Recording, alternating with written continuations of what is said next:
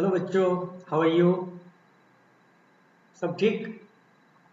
Last lectures में हमने accounting की डेफिनेशन, अकाउंटेंसी, बुक कीपिंग और अकाउंटिंग के बारे में पढ़ा, थोड़े कीवर्ड्स के बारे में पढ़ा, अकाउंटिंग की कैरेक्टरिस्टिक्स के बारे में पढ़ा। आज थोड़ा आगे बढ़ते हैं। बुक कीपिंग, जो मैंने आपको बताया था कि जो प्राइमरी बुक को रिकॉर्ड करने का काम करता है। अब वो प्राइमरी ट्रांजैक्शंस जो बिजनेस के होते हैं उसे कैसे रिकॉर्ड किया जाएगा वो अब हम सीखेंगे। जिसको बोला जाएगा, ये बुक को बोला जाएगा जर्नल एंट्रीज। आपको स्कूल के अंदर दो बुक बनाने के लिए बोला जाता है। एक होता है रफ बुक और दूसरा होता है फेयर बुक।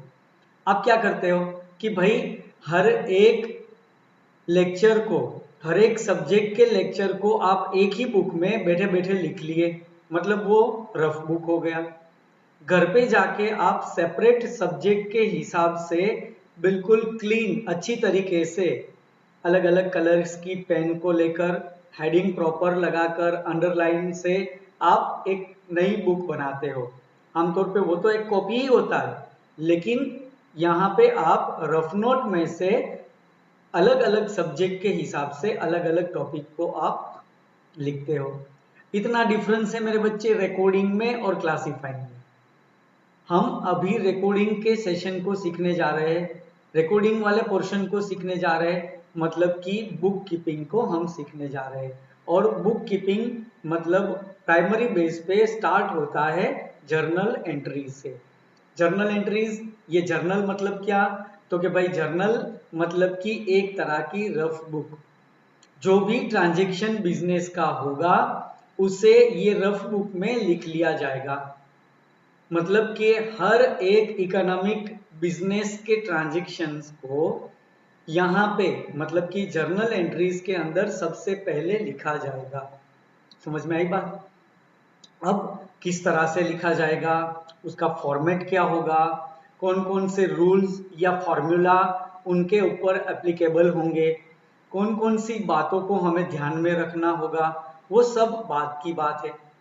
लेकिन अभी के लिए जो हमने लास्ट लेक्चर में पढ़ा था कि भाई ट्रांजैक्शन दो तरह के होते हैं, एक इकोनॉमिकल ट्रांजैक्शन, दूसरा non economical transaction. Non economic transaction को बुक्स ऑफ अकाउंटेंसी में कहीं लिखा नहीं जाता, मतलब कि हमें सिर्फ चूज करना है इकोनॉमिक ट्रांजैक्शंस को, जिसे आप मनी में मेजर कर सकते हो।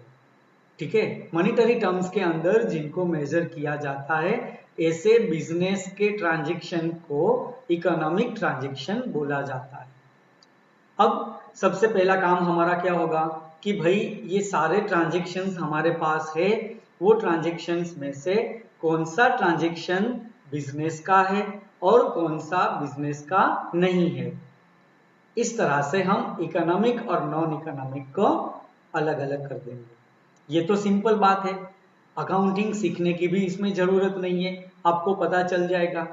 एक सिंपल एग्जांपल के थ्रू मैं आपको बताना चाहता हूं बच्चे। स्कूल के अंदर आप यूनिफॉर्म पहन के जाते हो, ठीक है।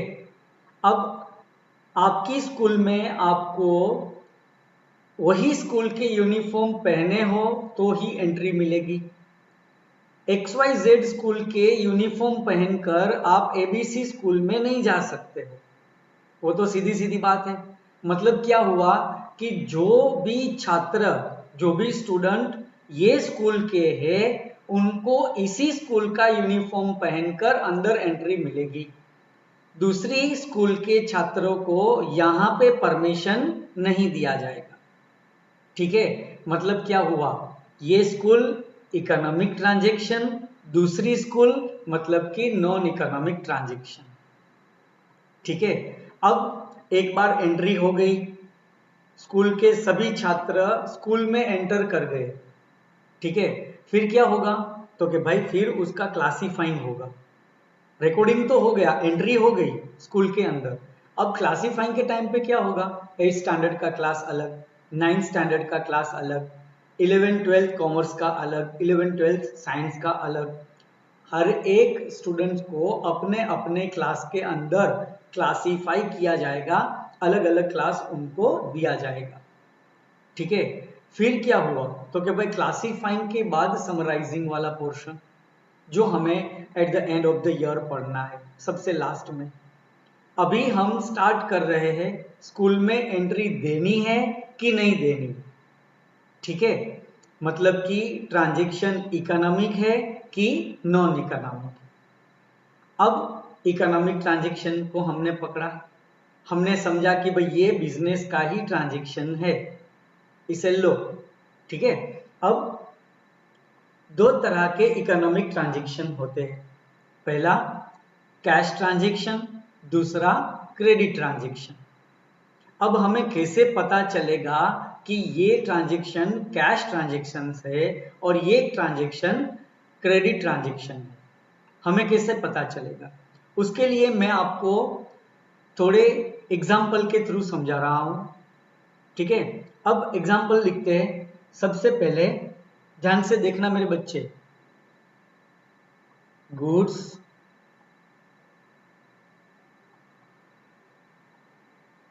Purchased worth ₹5,000। कल मैंने आपको बताया था कि गुड्स मतलब क्या, तो कि वो सामान जो आप खरीदते हो, क्यों? बेचने के लिए, उसे क्या बोला जाता है? गुड्स।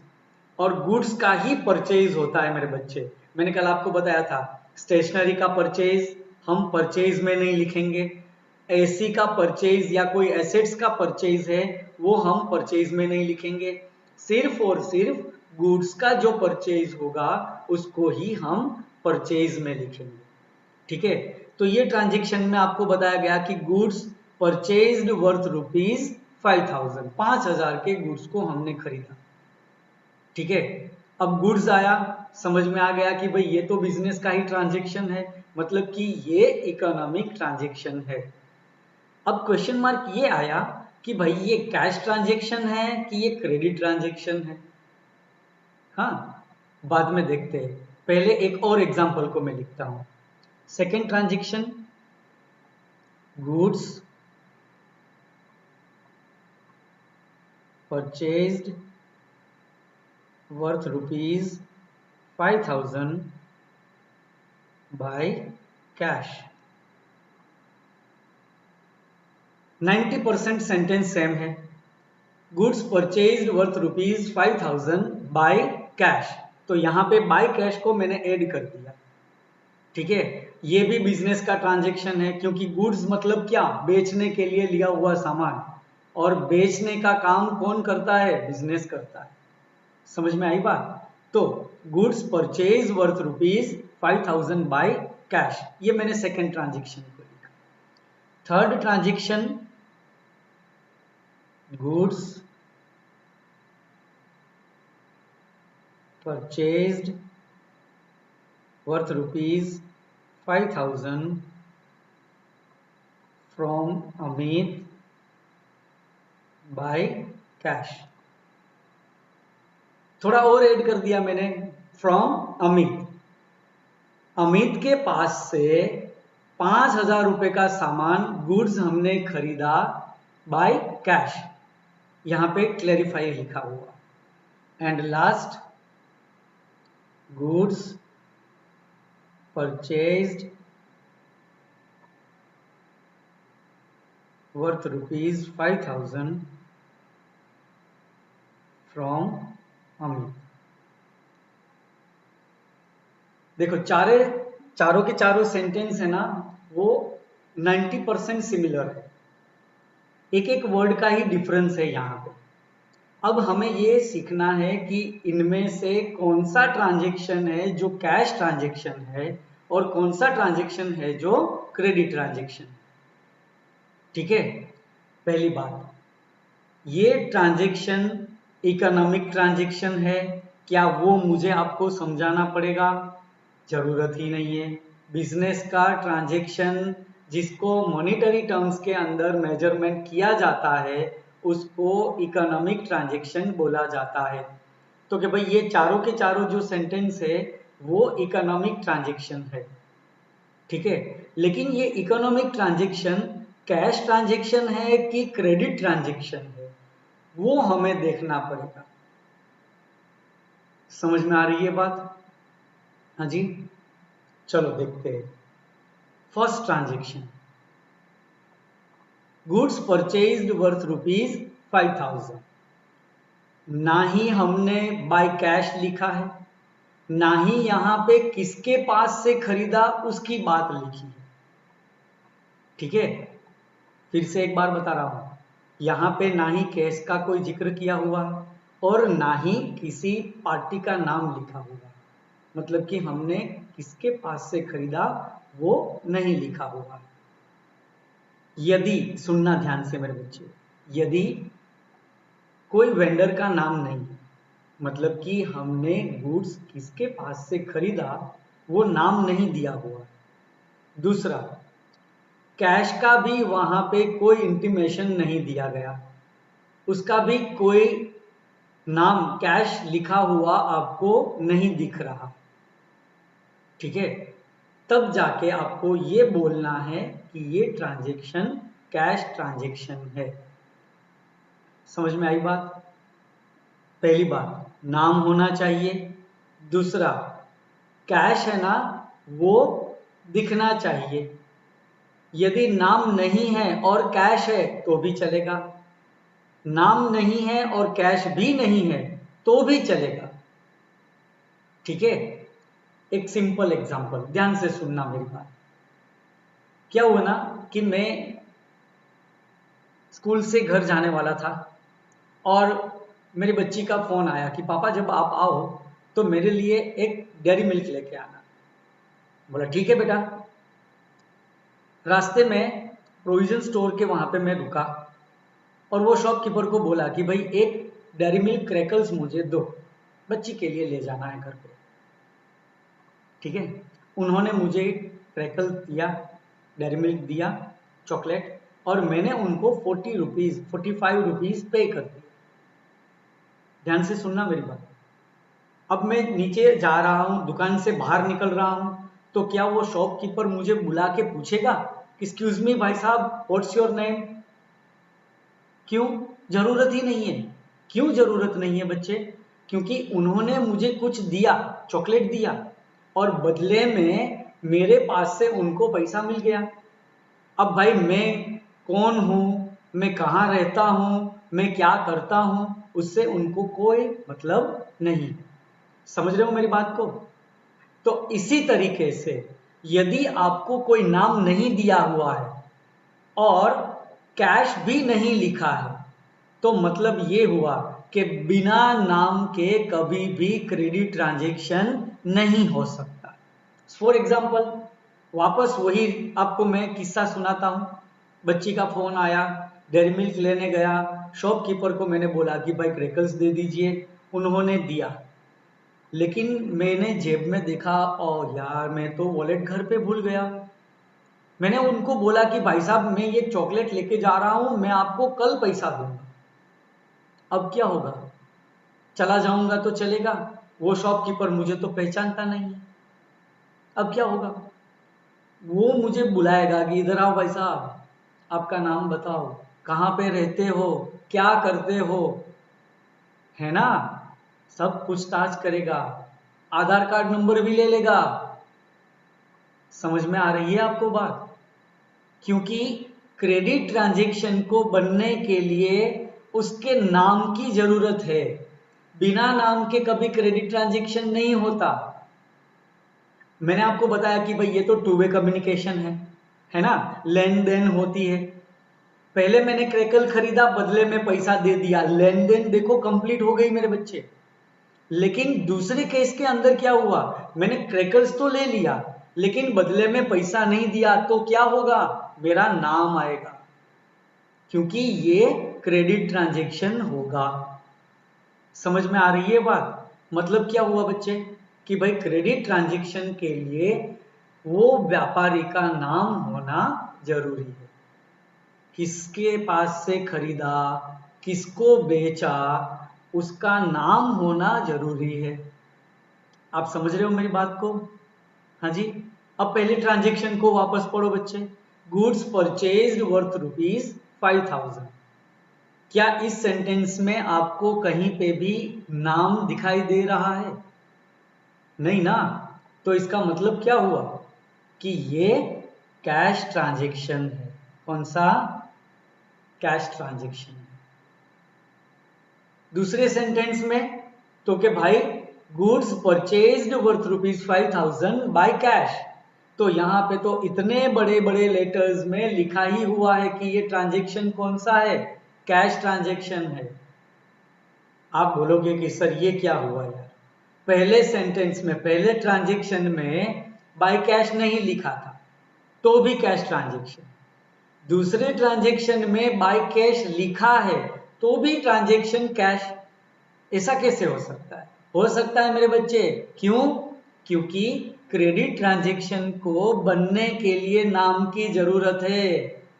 आप समझे बात को? किससे खरीदा, क्या लिखोगे? किसको बेचा, क्या लिखोगे? यदि पैसे की लेन देन नहीं हुई तो मतलब कि ट्रांजैक्शन कंप्लीट नहीं हुआ। समझ में आ रही है बात? हाँ, क्रैकल्स के बदले में मैं अपना नाम दे रहा हूं, ठीक है। दूसरे दिन वो नाम के बदले में मैं पैसा चुकाऊंगा, ट्रांजैक्शन कंप्लीट हो जाएगा। समझ रहे हो मेरी बात को बच्चे? तो क्रेडिट ट्रांजैक्शन के होने के लिए नाम होना जरूरी है। अब तीसरा केस देखो, goods purchased worth ₹5,000 from Amit. ना ना ना ना ना, जल्दीपन मत करना बच्चे। नो, नाम देखते ही जरूरी नहीं है कि वो कैश ट्रांजैक्शन होगा या क्रेडिट ट्रांजैक्शन होगा। नाम देख के क्रेडिट मत बोल देना बच्चे। तो देखो कि नाम है, इट्स ओके, कोई बात नहीं, बट साथ में कहीं कैश तो नहीं लिखा हुआ है ना? हाँ भाई, लिखा हुआ है कैश। यदि कैश लिखा हुआ है मतलब कि यहां पे ये अमित के नाम का कोई काम नहीं है। गुजराती में कहेवत है ना कि भाई पैसो मारो परमेश्वर अने हूं पैसानो दास, છે ને? हाँ, यदि आपको पैसा मिल गया है या आपने पैसा चुका दिया है तो उस बंदे से हमें अब कोई लेना देना नहीं है भाई। लेकिन पैसा लेना बाकी है या उनको चुकाना बाकी है तो मैटर करता है। समझ में आ रही मेरी बात? तो मतलब यहां पे क्या हुआ कि भाई क्रेडिट ट्रांजैक्शन होने के लिए दो बातें जरूरी हो गई। पहले तो हमने एक ही बात सीखी थी, क्या? कि भाई नाम होना चाहिए। लेकिन ये ट्रांजैक्शन ने हमें क्या सिखाया कि भाई नाम होना चाहिए लेकिन कैश किसी भी तरीके से इंडिकेट नहीं होना चाहिए। यहां पे क्लियरली लिखा हुआ है बाय कैश, मतलब कि ये ट्रांजैक्शन भी कैसा हुआ? Cash transaction. अब तो कोई कंफ्यूज नहीं है ना बच्चे? तीनों ट्रांजैक्शन अलग अलग रूप में दिए हुए हैं लेकिन तीनों के तीनों ट्रांजैक्शन कैश ट्रांजैक्शन। पहले में ना नाम था ना कैश था, मतलब कि कैश ट्रांजैक्शन। दूसरे में क्लियरली कैश बोला हुआ था, मतलब कि कैश ट्रांजैक्शन। तीसरे में नाम था लेकिन वहां पे भी क्लियर बोला हुआ था कि भाई हमने कैश पेमेंट कर दिया गुड्स के बदले में, तो मतलब वो भी कैश ट्रांजैक्शन। समझ में आ रही है बात बच्चे आपको? हाँ, अब लास्ट वाला ट्रांजैक्शन आप देखिए, goods purchased worth ₹5,000 from Amit, full stop, है ना? अब क्या? दो क्वेश्चन पूछना है। क्या पूछना है बच्चे? दो क्वेश्चन पूछना है। सबसे पहले, क्या ट्रांजैक्शंस के अंदर नाम है? बोलो हाँ। अमित लिखा हुआ है। गुड्स कहां से परचेज किया? अमित के पास से परचेज किया। समझ रहे हो मेरी बात को बच्चे? हाँ, अब दूसरा क्वेश्चन पूछो, कैश दिखाई दे रहा है कहीं पे? कैश लिखा हुआ है कहीं पे? ना। तो मतलब क्या हुआ कि ये ट्रांजैक्शन है वो क्रेडिट ट्रांजैक्शन है। क्रेडिट ट्रांजैक्शन मतलब कि बच्चे उधार व्यवहार। दुकान में वो शॉप में लिखा हुआ होता है ना, उधार मना है, उधार से माफी, वो वाला ये उधार। क्रेडिट ट्रांजैक्शन मतलब कि लेन देन कंप्लीट नहीं हुई है। समझ में आई बात?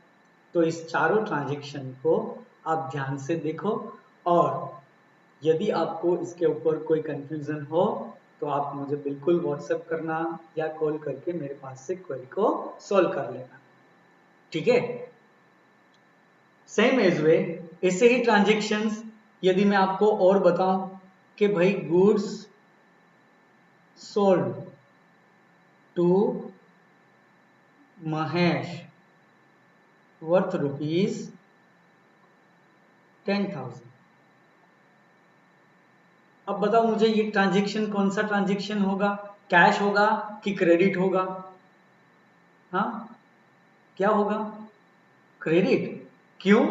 क्यों क्रेडिट? अरे सर सुनो, नाम है, क्या नाम दिया है? महेश, है ना? और कैश का कहीं पे कोई जिक्र नहीं हुआ है, मतलब कि ये ट्रांजैक्शन कौन सा ट्रांजैक्शन होगा? क्रेडिट ट्रांजैक्शन होगा। समझ गए ना? एक और ट्रांजैक्शन को देखते। Goods sold to Mahesh worth rupees 10,000 by cheque. अब बताओ, नाम है, सबसे पहले हम क्या ढूंढेंगे? नाम है तो हाँ, महेश दिया हुआ है। कैश का कहीं आपको पता चल रहा है? कैश कहीं से रिफ्लेक्ट हो रहा है? हाँ या ना? हाँ। कहां से? By cheque. अब आप बोलोगे कि सर पहले तो आपने बोला था कि कैश होना चाहिए, और यहां पे तो कैश है, कैश की जगह पे चेक है, तो ये कुछ नया आ गया। नया नहीं है मेरे बच्चे। अब मेरी बात सुनो, मैं बिजनेस करता हूं, राइट? तो मेरी शॉप में एक टेबल है, टेबल के अंदर ड्रॉअर है, और वो ड्रॉअर के अंदर मैं पैसे, रोकड़ा पैसे रखता हूं, कैश अमाउंट रखा है। वो पैसे किसके हैं? बिजनेस के। हाँ या ना? है ना? दूसरा, इनके जैसे ही पैसे मैंने बैंक में अमाउंट, बैंक में अकाउंट को खोल के उसके अंदर रखे हुए हैं, है ना? बैंक में मैंने पैसे रखे हुए, वो पैसे भी किसके हैं? बिजनेस के हैं।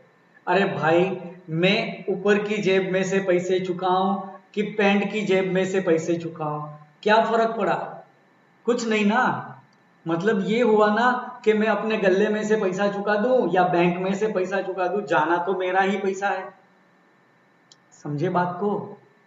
और एक आपके दिमाग में कातिल क्वेश्चन आएगा कि सर चेक दे दिया तो उसका मतलब ये थोड़ी ना है पैसा दे दिया, ये भी तो हो सकता है कि चेक बाउंस हो जाएगा। कभी कभार सुन लिया होगा कहीं से ये वर्ड को, तो आप भी ये पूछोगे, है ना मेरी बात?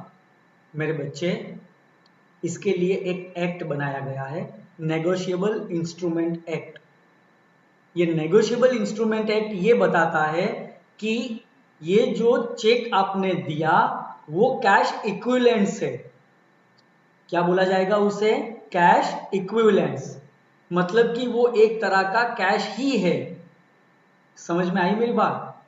मतलब आप चेक दो या कैश दो, दोनों के ट्रांजैक्शन को कैश ट्रांजैक्शन ही बोला जाएगा। समझ में आई बात? हाँ, तो यहां पे goods sold to Mahesh worth rupees 10,000 by cheque. Mahesh के पास से चेक मिल गया, मतलब कि हमें महेश के पास से पैसा मिल गया। अब आप बोलोगे कि सर बाय चांस यदि वो बाउंस हो गया चेक, साइन की मिस्टेक होगी, डेट की मिस्टेक होगी, अमाउंट की मिस्टेक होगी, अकाउंट में पैसा नहीं होगा, हमारे अकाउंट को लिखने में गलती कर दी, चेक को कहीं लिखने में गलती कर दी, तो ये सारे कंडीशंस है कि जिसमें चेक बाउंस हो सकता है, उसके ऊपर हम आगे देखेंगे। लेकिन अभी के लिए आपको यही समझना है कि यहाँ पे आप रोकड़ा दो, कैश चुकाओ कि चेक दो, दोनों कैश ट्रांजैक्शन ही है। आपको कैश मिले या आपको चेक मिले, हमारे लिए दोनों अभी के लिए कैश ट्रांजैक्शंस ही है। Is that clear? दिमाग में आया? हाँ, कब क्रेडिट ट्रांजैक्शन होगा, कब कैश ट्रांजैक्शन होगा, आपको समझ में आया मेरे बच्चे? हाँ, सिंपल वे याद रखने का। क्रेडिट को याद रख लो, कैश अपने आप आ जाएगा बच्चे। क्या है क्रेडिट ट्रांजैक्शन का क्राइटेरिया? पहला कि ये ट्रांजैक्शन में नाम होना चाहिए, क्योंकि बिना नाम के कभी भी क्रेडिट ट्रांजैक्शन पॉसिबल नहीं है। बराबर है मेरी बात? हाँ। दूसरी कंडीशन क्या? वहां पे कैश दिखना नहीं चाहिए, कैश का कोई इंटीमेशन नहीं होना चाहिए। समझ में आई बात? तो मतलब कैश ना हो और नाम हो, मतलब कि वो हो जाएगा credit transaction. Is that clear? मेरे हिसाब से अब आपको कोई दिक्कत नहीं होनी चाहिए मेरे बच्चे, क्रेडिट और कैश को देखने में, है ना? अब मैं आपको एक और क्वेश्चन बताता हूं, एक और एग्जांपल लेते हैं, फिर देखते हैं कि आप क्या कहते हैं। ठीक है?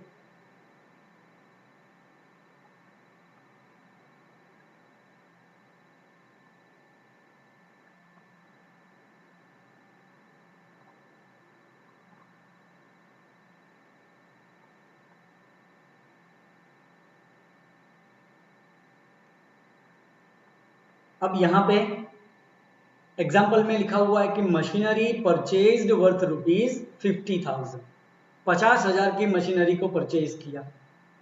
ऑब्वियसली बिजनेस के लिए ही किया होगा, क्योंकि हम अभी ये सारे ट्रांजैक्शन बिजनेस के लिए ही तो देख रहे हैं। आप ही बताओ, अकाउंटिंग कहाँ पे लिखी जाती है? क्या घर में लिखी जाती है? नहीं। छाछ ली, दूध लिया, सब्जी लिया, अकाउंटिंग होता है? नहीं होता। फाइनलाइजेशन होता है? नहीं होता। बुक कीपिंग होता है? नहीं होता। ये सारी बातें बिजनेस के लिए होती है। और अपने कातिल दिमाग को पकड़ के रखना। मशीनरी के मतलब ये मत बोलना कि सर यदि वॉशिंग मशीन लिया होगा तो, मेरे बच्चे वो नॉन इकोनॉमिकल ट्रांजैक्शन है। वॉशिंग मशीन आपने घर के लिए खरीदा, और यहाँ पे हम अभी बिजनेस के ट्रांजैक्शन के बारे में बात कर रहे हैं, और नॉन इकोनॉमिक ट्रांजैक्शन को अकाउंटेंसी में कोई जगह नहीं दी है। ठीक है? अब यहाँ पे ये मशीनरी, मशीनरी मतलब क्या? बेचने के लिए लिया आपने? नहीं, प्रोडक्शन करने के लिए खरीदी है। तो इसका मतलब क्या हुआ कि हमारे लिए ये मशीनरी एसेट्स बोला जाएगा। कल मैंने आपको बताया था ना कि आप किसी चीज को परचेज करो अपने यूज के लिए, जो लंबे समय तक आपको काम में आएगा, उसे एसेट्स बोला जाएगा। ठीक है? फिर से देखते हैं ट्रांजैक्शन को। Machinery purchased worth ₹50,000। बताओ, कैश ट्रांजैक्शन है कि क्रेडिट ट्रांजैक्शन है? Cash transaction. वेरी गुड, है ना? क्यों? क्योंकि मुझे इतना पता चला कि यहाँ पे नाम ही नहीं है। मशीनरी खरीदा तो कहां से खरीदा? कुछ नहीं लिखा हुआ है, मतलब कि आपने मशीनरी का पैसा दे दिया। नहीं दिया होता तो उसका नाम होता। समझ में आई बात? तो ये ट्रांजैक्शन हो जाएगा कैश ट्रांजैक्शन। अच्छा, एक और ट्रांजैक्शन लिखता हूं।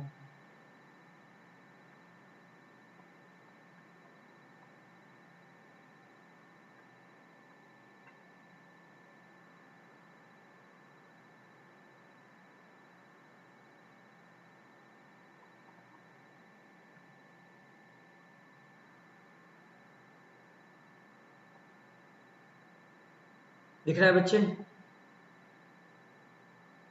ट्रांजैक्शन लिखा हुआ है, furniture purchased for ₹10,000 from Neelkamal mart. अब बताओ, क्रेडिट है कि cash transaction? Of course credit transaction. कैसे पता चला?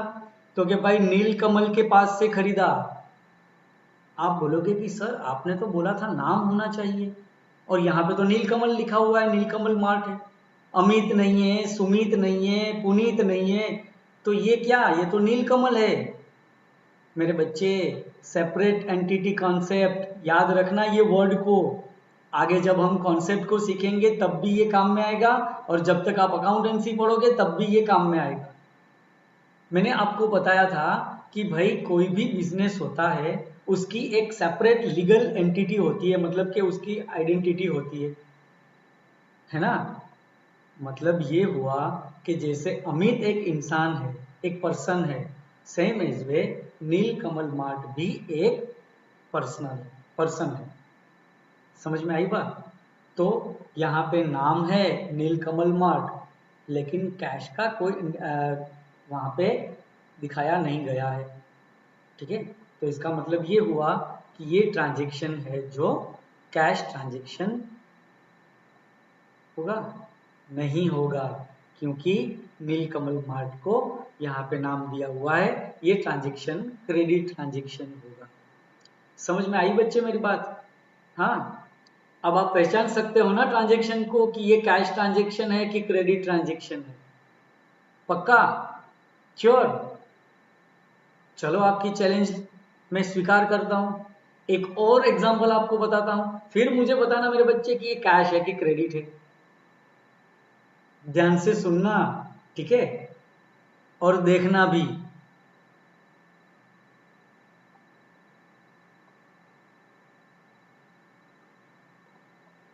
Stationery purchased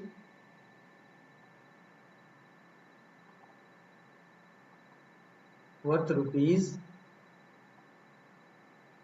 ₹5,000। अब बताओ ये कौन सा ट्रांजैक्शन है? कैश है। कैसे पता चला?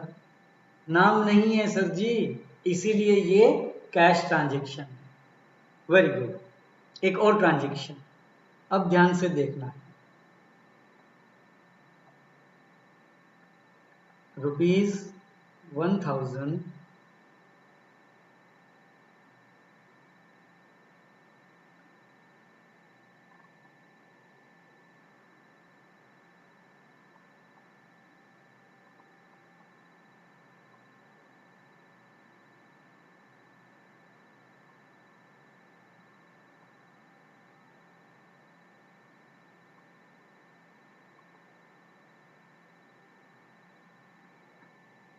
अब ये ट्रांजैक्शन को ध्यान से देखो।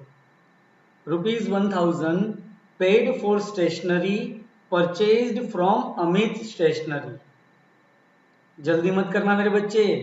अमित स्टेशनरी को देख लिया और देखा कि कहीं कैश नहीं है, मतलब ये cash transaction, sorry credit transaction. रुको, कहीं से कैश रिफ्लेक्ट नहीं हो रहा है ना। देखो, आप बोलोगे नहीं सर यहाँ ना ही कैश लिखा हुआ है और ना ही चेक लिखा हुआ है। आपने ये दो बातें बताई थी, ये दो बातों से कैश आइडेंटिफाई होता था। क्यों? पेड का मतलब क्या होता है मेरे बच्चे? पेड किसे बोला जाता है? चुका दिया। समझ में आई बात। मतलब कि ये कैश ट्रांजैक्शन है और यहाँ पे अमित स्टेशनरी की कोई मान्यता नहीं है। समझ में आई बात, कि कोई मान्य नहीं रखता। ओके, मतलब कि ये कैश ट्रांजैक्शन है। नाम था, कैश रिफ्लेक्ट नहीं हो रहा था, लेकिन पेड वर्ड है ना, वो खुद कैश को ही बताता है। पेड किया मतलब क्या? चुका दिया। उधार पे चुका दिया ऐसा बोल सकते हो क्या? नहीं ना। फीस चुका दी, फीस को आपने पे कर दिया। पेड फीस मतलब क्या हुआ? चुका दिया भाई, कैश की ही बात कर रहा है, ऑलरेडी पेड। समझ में आई बात। तो यहाँ पे बच्चे आपको ये बात का भी ध्यान रखना होता है। अब ये हो गया कैश ट्रांजैक्शन। तो इसका मतलब ये हुआ बच्चे कि अभी आपको कोई भी ट्रांजैक्शन बताया जाए, पूछा जाए, तो मेरे हिसाब से आप अब बोल सकते हो, बता सकते हो, है ना। एक और ट्रांजैक्शन लेते हैं।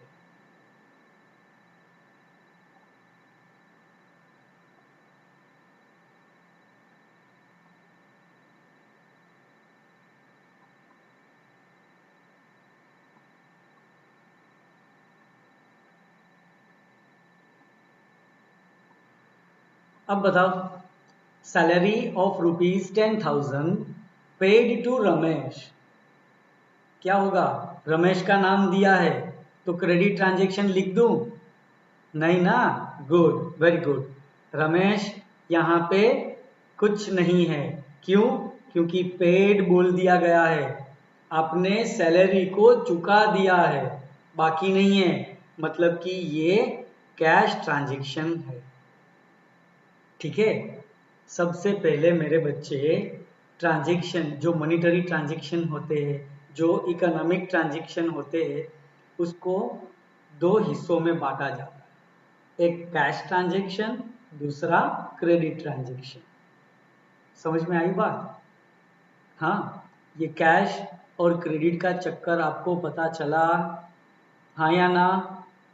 Very good. ठीक है। तो मेरे बच्चे, आपको आइडेंटिफाई करना होता है कि आप जो ट्रांजेक्शन को देख रहे हो वो ट्रांजेक्शन कैश ट्रांजेक्शन है कि क्रेडिट ट्रांजेक्शन है। ठीक है। अब थोड़ा आगे बढ़ते हैं कि ये करने का कारण क्या है, क्यों हमने इस तरह का बाइफर्गेशन किया कैश का और क्रेडिट का। क्योंकि मेरे बच्चे, हम अभी जो अकाउंटेंसी की सिस्टम पढ़ रहे हैं, जो अकाउंटिंग सिस्टम हम पढ़ रहे हैं ना, वो ल्यूका पेसिओली की देन है। ल्यूका पेसिओली बहुत बड़े अकाउंटेंट थे, उन्होंने ही रिसर्च करके ये डबल एंट्री सिस्टम को बनाया। डबल एंट्री सिस्टम मतलब क्या, कि भाई कोई भी ट्रांजेक्शन को आप बिजनेस में करते हो तो उसकी दो जगह पे इफेक्ट होती है, अलग अलग दो अकाउंट बनते हैं, दो पर्सन होते हैं, दो वहां पे रीजन निकलते हैं। किस तरह से? अब देखो, हमने ये पहला ट्रांजेक्शन लिखा तो क्या हुआ कि गुड्स परचेज्ड वर्थ ₹5,000 आया क्या? गुड्स, क्योंकि हमने उसे परचेज किया, राइट। और फिर हो गया काम क्या? लेन देन। नहीं हुआ ट्रांजेक्शन कंप्लीट अभी, तो क्या हुआ? हमने पैसा चुकाया, मनी दिया। मतलब ये हुआ ना कि गुड्स के बदले में मनी। ये हुआ मेरे बच्चे डबल एंट्री सिस्टम, ल्यूका पेसिओली। ध्यान देना इस नाम के ऊपर, जिन्होंने डबल एंट्री सिस्टम को फाइंड आउट किया। तो आप बोलोगे कि सर तो पहले क्या होता था? तो मेरे बच्चे, या तो मैं कैश लिख देता था कि भाई 5,000 रुपया मैंने चुकाया, बात खत्म। मैं क्या लिखता था? 5,000 रुपया मैंने चुका दिया। या फिर मैं ये लिखता था कि मैंने 5,000 का गुड्स खरीदा। लेकिन लुका पेसिओली ने बताया कि आप आधा अधूरा अकाउंटिंग लिख रहे हो बच्चे। तो कि भाई कोई भी एक ट्रांजेक्शन को कंप्लीट करने के लिए वहां पे दो पहलू को होना जरूरी है। लेन देन तभी कंप्लीट होगी। ठीक है। आईने के सामने हाथ में स्वीट रख के मैं बोल रहा हूं कि ले खा ले खा ले, अरे खाना, ये ट्रांजेक्शन नहीं हुआ, टू वे कम्युनिकेशन नहीं हुआ। समझ में आई बात? पुरानी जो सिस्टम थी उसे सिंगल एंट्री सिस्टम बोला जाता था, और ये जो हम अभी सीख रहे हैं उसका नाम है डबल एंट्री सिस्टम। इसीलिए आपकी अकाउंटेंसी की बुक के ऊपर ही लिखा है डबल एंट्री सिस्टम। समझ में आई बात? तो डबल एंट्री मतलब क्या, कि भाई कोई भी ट्रांजेक्शन को कंप्लीट होने के लिए दो पहलू जरूरी है, दो अकाउंट का बनना जरूरी है। अब हमें क्या फाइंड आउट करना है? तो कि भाई पहले हमने देखा कि ये कैश ट्रांजेक्शन है कि क्रेडिट ट्रांजेक्शन है। यदि वो कैश ट्रांजेक्शन है तो एक अकाउंट बनेगा कैश का। क्या बनेगा? कैश का। पहला, गुड्स परचेज्ड वर्थ ₹5,000, ये कौन सा ट्रांजेक्शन हुआ? Cash transaction. मतलब कि इसमें से एक अकाउंट बनेगा कैश, और अकाउंट को बच्चे शॉर्ट फॉर्म में लिखा जाता है कैपिटल A/C। इसे बोला जाएगा कैश अकाउंट। मतलब कि ये पहला अकाउंट बन गया हमारे लिए। दो अकाउंट निकलेंगे मेरे बच्चे, मिनिमम दो अकाउंट निकलेंगे एक ट्रांजेक्शन में से। यदि वो ट्रांजेक्शन कैश ट्रांजेक्शन है तो मतलब या तो आपने कैश दिया होगा या आपको कैश मिला होगा। तो ये एक कंडीशन तो फुलफिल हो गई, एक साइड का जो सिस्टम था वो कंप्लीट हो गया। ठीक है, आप यहां से वापिस जाते हो तो वापस आपको घर पे आना भी पड़ेगा।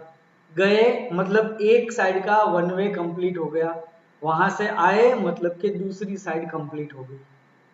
ठीक है, तो यहां पे यदि वो कैश ट्रांजेक्शन है तो आपका ये एक अकाउंट निकलेगा, वो होगा कैश अकाउंट। समझ में आई बात?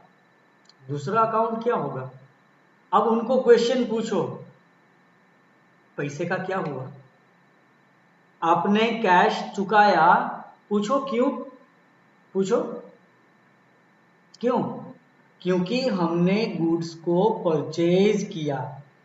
तो इसका मतलब ये हुआ ना कि कैश गया और बदले में गुड्स आया।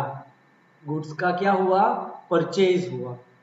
तो बच्चे मैंने कल आपको बताया था कि गुड्स के 4 अकाउंट बनेंगे। गुड्स के कितने अकाउंट होते हैं? 4। या तो वो परचेज होगा या परचेज रिटर्न होगा, या सेल्स होगा या तो वो सेल्स रिटर्न होगा। मतलब गुड्स अकाउंट कभी भी नहीं लिखा जाता। समझ में आई बात बच्चे?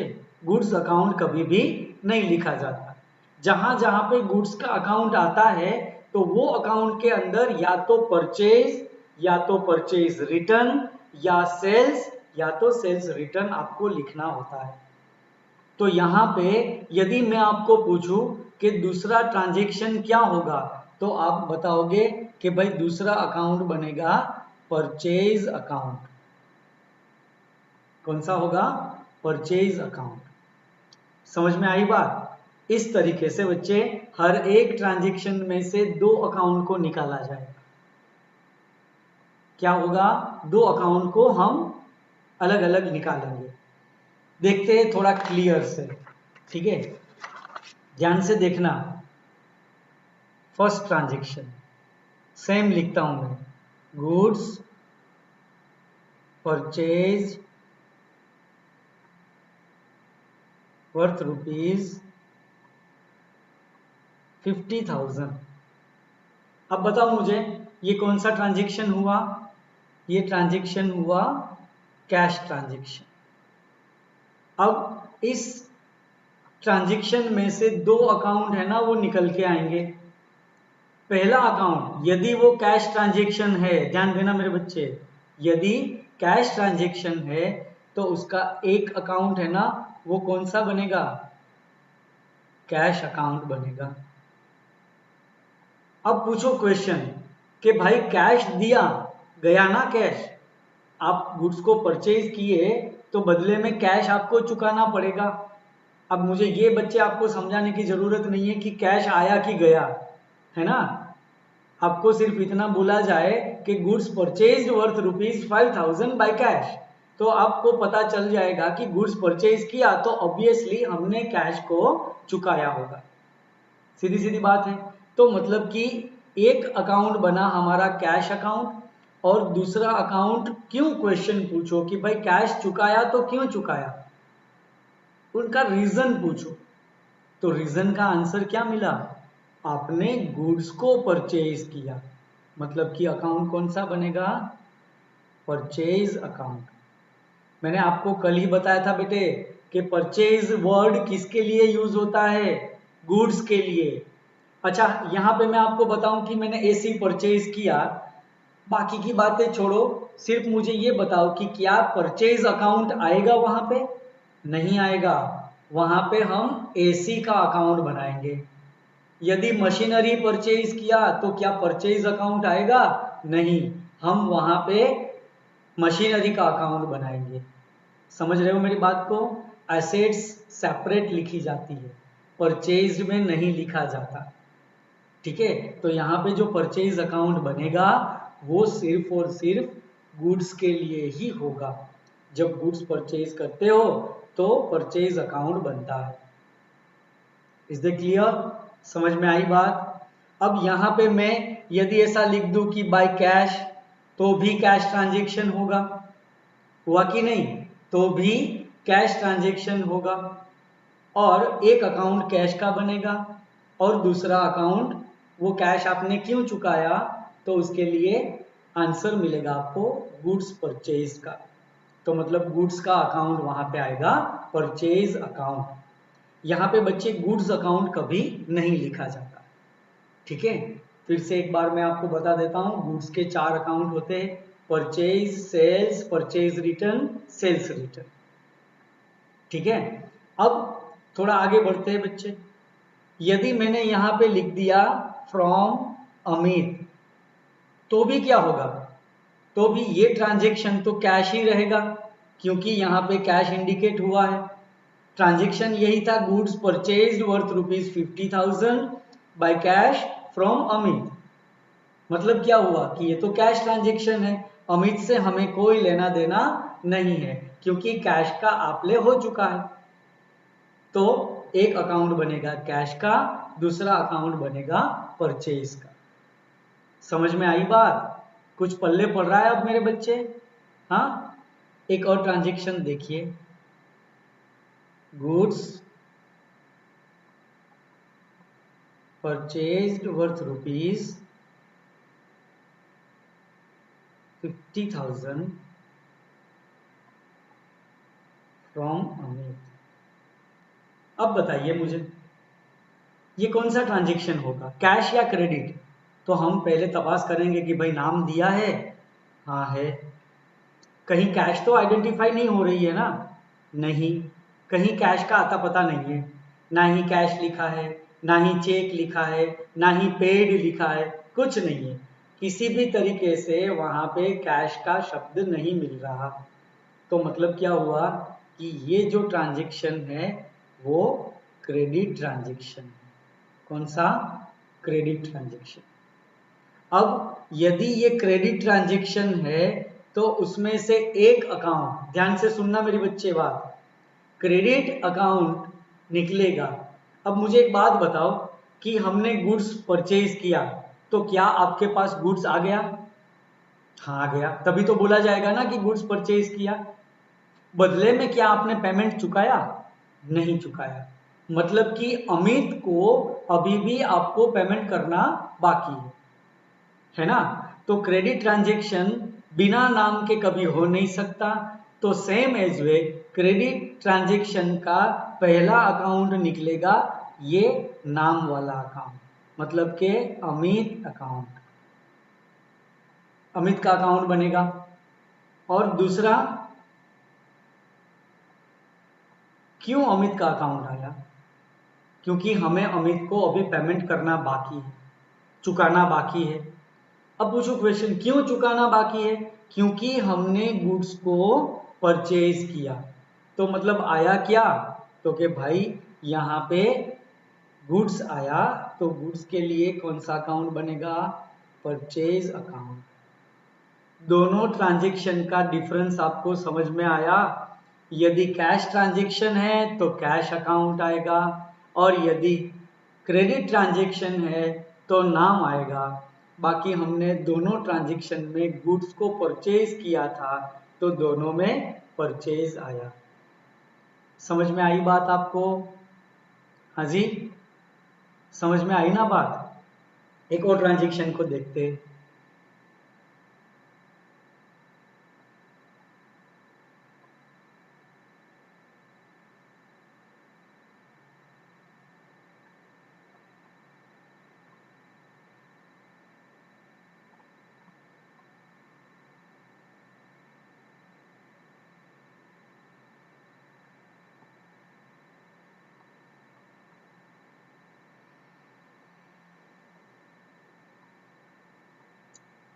Machinery purchased worth ₹50,000 from PM Machinery, PM Machine Store, XYZ जो भी है, PM Machine Store, ठीक है?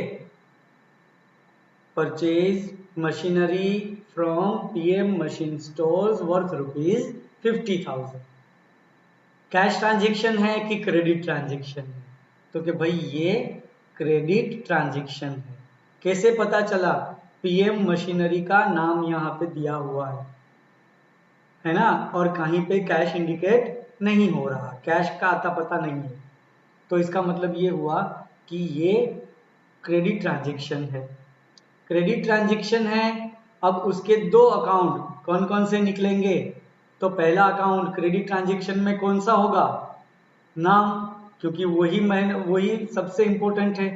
क्रेडिट ट्रांजैक्शन में नाम सबसे ज्यादा जरूरी है, ठीक है ना। हाँ, नाम में क्या रखा है? एक बंदे ने बोला था, है ना, और वही बंदे ने वही सेंटेंस के नीचे डैश करके अपना खुद का नाम लिखा, और फिर बोलते हैं भाई साहब कि नाम में क्या रखा है? क्रेडिट ट्रांजैक्शन है नाम में। समझ में आई बात? तो पहला अकाउंट कौन सा निकलेगा? यस मेरे बच्चे, पीएम मशीन स्टोर का। समझ में आई बात? अब दूसरा अकाउंट क्या होगा? पीएम मशीनरी का अकाउंट क्यों बना? क्योंकि हमें उनको पेमेंट करना बाकी है, पैसे चुकाना बाकी है। पूछो, पैसे क्यों चुकाना बाकी है? क्योंकि हमने मशीन खरीदा। मशीन खरीदा मतलब क्या? एसेट्स को खरीदा। तो यहां पे ये परचेज का परचेज अकाउंट लिखूं? कभी भी नहीं, क्योंकि परचेज अकाउंट सिर्फ और सिर्फ गुड्स के लिए बनता है, एसेट्स के लिए नहीं बनता। एसेट्स को सेपरेट अकाउंट मतलब कि उनके नाम से ही लिखा जाता है। समझ में आई बात? हाँ या ना? तो दूसरा अकाउंट बनेगा मशीनरी अकाउंट। तो इस तरह से ये ट्रांजैक्शन में से भी दो अकाउंट रिलीज होंगे, दो अकाउंट निकल के आएंगे। इस तरह से मेरे बच्चे हर एक ट्रांजैक्शन में, ध्यान से सुनना, हर एक ट्रांजैक्शन में मिनिमम दो अकाउंट तो निकलने ही निकलने हैं, क्योंकि हम जो अभी पढ़ाई कर रहे हैं, जिसके बारे में हम सीख रहे हैं, उसे डबल एंट्री सिस्टम बोला जाता है। डबल एंट्री सिस्टम मतलब कि कोई भी ट्रांजैक्शन में से आमने सामने वाले बंदे, लेन देन वाला कॉन्सेप्ट यहाँ पे निकलेगा ही निकलेगा, दो अकाउंट को उसमें से निकलना ही निकलना है। समझ में आई बात? हाँ या ना? ओके, एक और ट्रांजैक्शन को देखते हैं।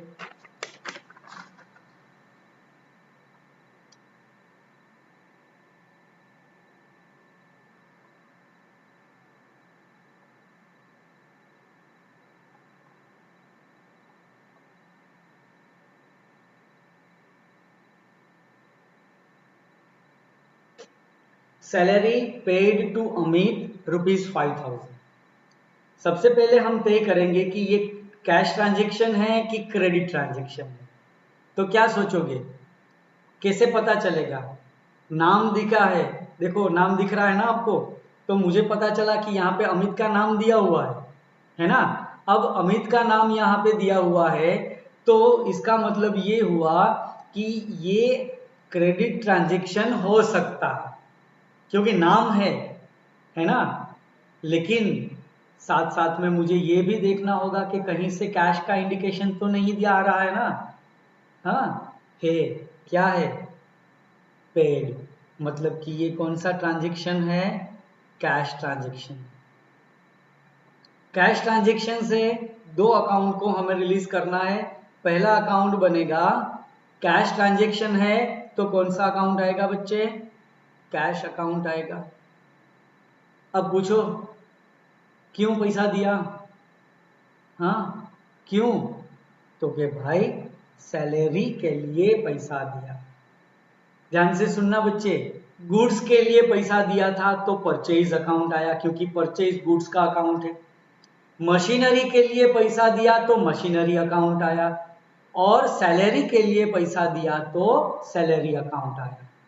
तीनों के बारे में लास्ट लेक्चर में मैंने आपको समझाया था कि गुड्स क्या होता है, असेट्स क्या होती है, और एक्सपेंस क्या होते हैं। यदि आप खरीदते हो बेचने के लिए तो वो गुड्स बन जाएगा, यदि आप खरीदते हो अपना खुद का यूज करने के लिए, बिजनेस में यूज करने के लिए, लेकिन वो लंबे समय तक आपके साथ रहेगा, काम में आएगा, तो वो एसेट्स बन जाएगा। और यदि वो शॉर्ट टर्म के लिए है, पीरियडिकली आपको वापस वो खर्चा करते ही रहना है, तो उसे एक्सपेंस बोला जाएगा। लेकिन तीनों के लिए आपने चुकाया कैश है, तो एक कैश ट्रांजैक्शन की वजह से कैश अकाउंट आएगा, और दूसरा क्यों चुकाया उसका क्वेश्चन आपको पूछना है। क्यों चुकाया उसका क्वेश्चन आपको पूछना है। तो यहां पे कैश अकाउंट और दूसरा बनेगा सैलरी अकाउंट। समझ में आई बात आपको? हाँ जी, क्लियर ना बच्चे? एक और एग्जांपल ध्यान से देखना।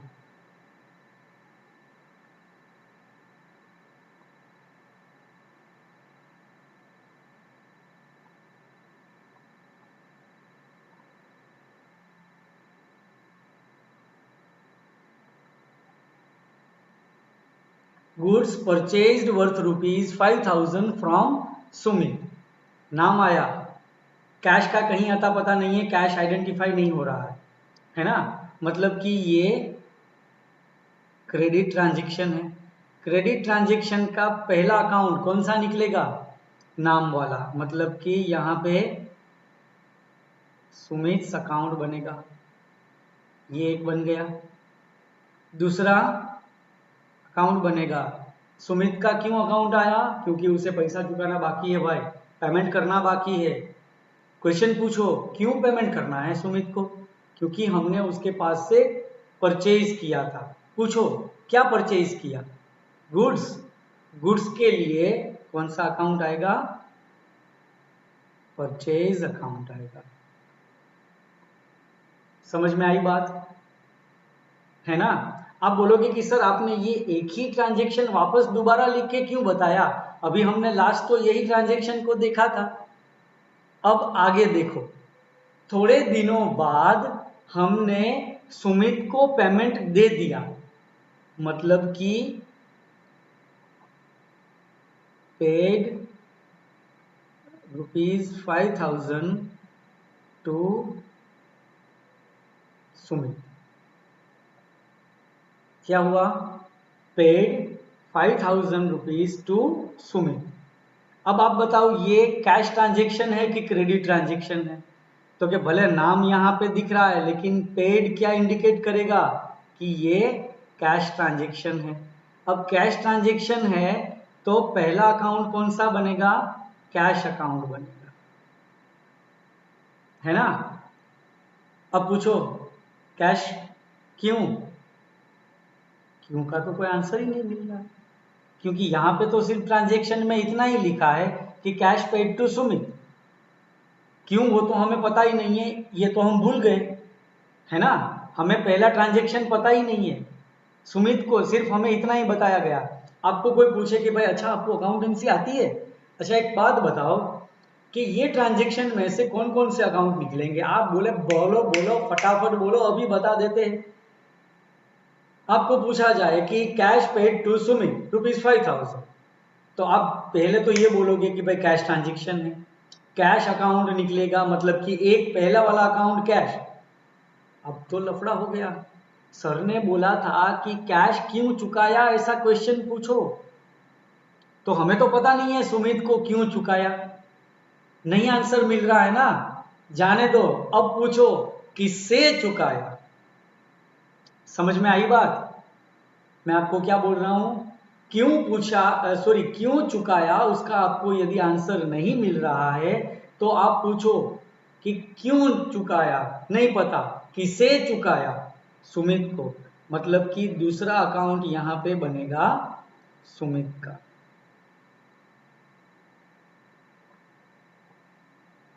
समझ में आई बात? तो एक बार यहां पे सुमित का अकाउंट बनाया, दूसरी बार यहां पे सुमित का अकाउंट बनाया, आमने सामने अकाउंट हो गए क्लोज। समझ में आई ना बात? बचा क्या? परचेज और कैश। तो भाई पहले ही दे दिया होता तो हम यही लिख लेते, है ना? यदि सुमित के पास से जब परचेज किया था उसी टाइम पे पैसा दे दिया होता तो हम क्या लिखते? एक बनेगा कैश अकाउंट, दूसरा बनेगा परचेज अकाउंट। हमें पहले ट्रांजैक्शन में सुमित का नाम क्यों लिखना पड़ा? क्योंकि हमने कैश नहीं चुकाया, इसीलिए सुमित का नाम लिखा। और देन नेक्स्ट हमने सुमित को पैसा दे दिया, मतलब कि सुमित गया, बचा क्या? परचेज अकाउंट और कैश अकाउंट। तो कैश ट्रांजैक्शन हो गया after payment of Sumit. Got it ना? समझ में आ रहा है ना बच्चे? हाँ, तो इस तरीके से आज हमने बेटा ट्रांजैक्शन कैश ट्रांजैक्शन है कि क्रेडिट ट्रांजैक्शन है ये सीखा। उस ट्रांजैक्शन में से दो अकाउंट कैसे निकलेंगे ये सीखा। कल के नेक्स्ट लेक्चर में बच्चे और बहुत सारे एग्जाम्पल्स को ध्यान में लेकर हम आगे बढ़ेंगे। जर्नल एंट्री का ये हमारा सफर है। एकदम अच्छी तरीके से ये कॉन्सेप्ट को आप क्लियर कर लेना, क्योंकि जर्नल एंट्रीज ही बेसिक कॉन्सेप्ट है। जर्नल एंट्री से ही आगे का सारा काम होगा। तो मतलब रफ बुक जितनी अच्छी बनाओगे ना उतनी आपकी फेयर बुक अच्छी बनेगी। ठीक है, चलो ओके बाय, फिर मिलते हैं।